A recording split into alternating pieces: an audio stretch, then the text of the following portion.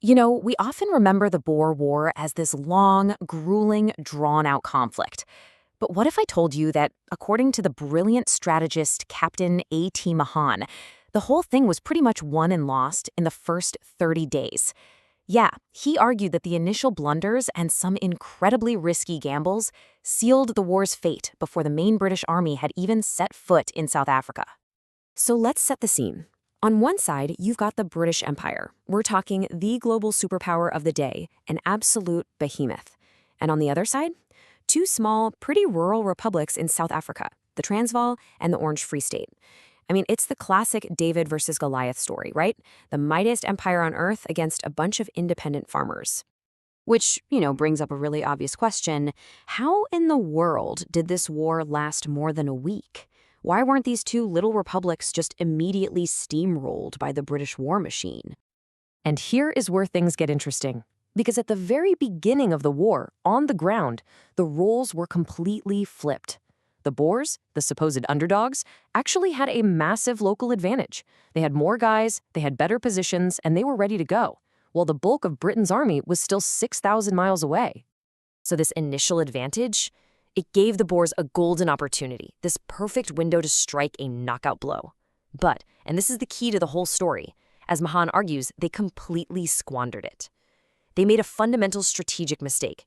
They failed to concentrate their forces where it actually mattered. I mean, just look at how vulnerable the British were at the start. They had about 4,000 troops, and they were scattered in these tiny little pockets across a 500-mile frontier. These guys were totally isolated. They couldn't support each other. They were basically sitting ducks, just waiting to be picked off one by one.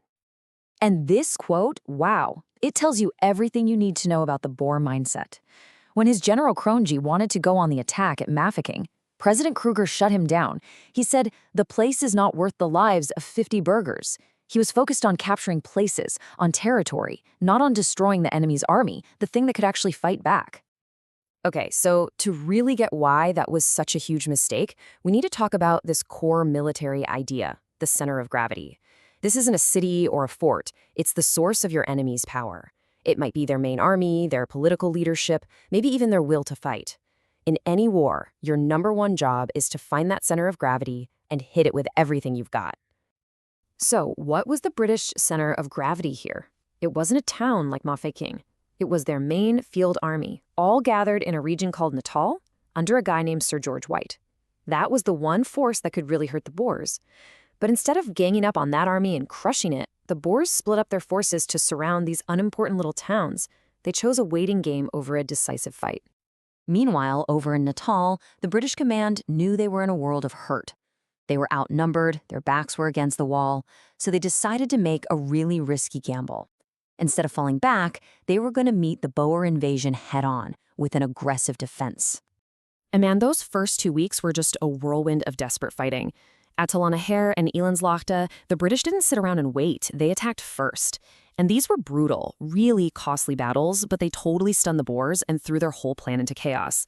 It bought them just enough time for an entire British column to pull off this insane 60-mile fighting retreat back to their main force at Ladysmith. And let's be super clear here, these weren't some glorious, clean victories. The British took heavy casualties. Their commanding general was killed. But they did what they had to do. They traded blood for time, and by doing that, they stopped their army from being destroyed piece by piece and managed to pull their forces together, just barely averting a total catastrophe. And if you want to get a sense of the human cost, just listen to this. A journalist, G.W. Stevens, watched these soldiers march into Ladysmith. He described them as caked in mud, totally exhausted, but with this unconquerable English eye. This was the army the Boers had failed to crush.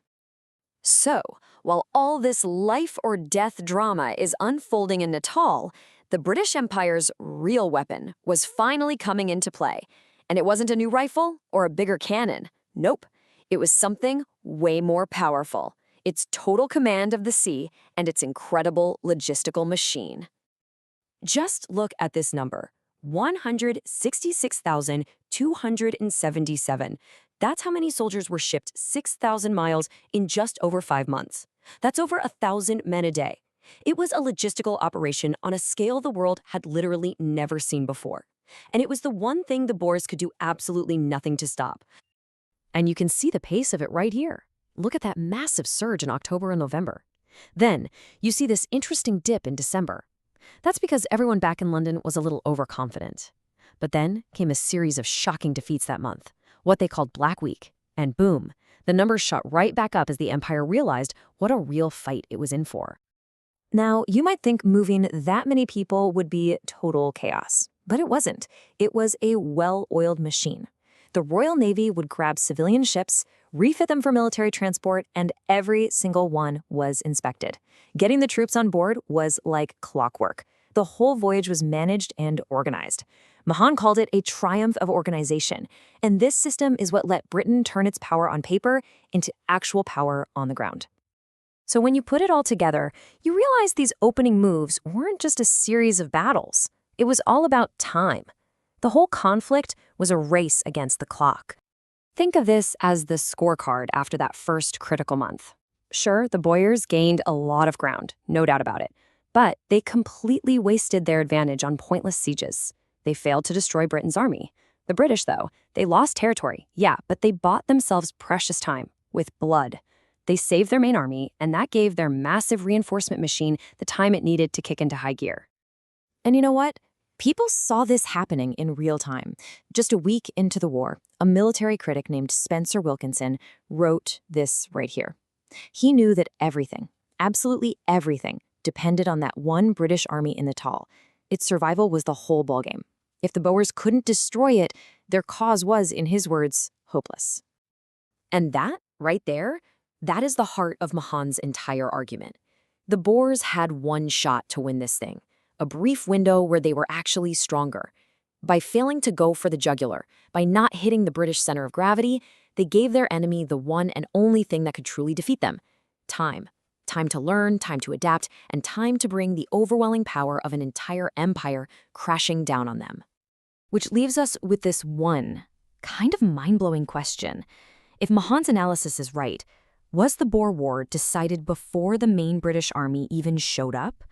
Was everything that came after, all the famous battles, the long sieges, the guerrilla campaign, was it all just the inevitable playing out of a fate that was sealed in those first frantic, bloody 30 days?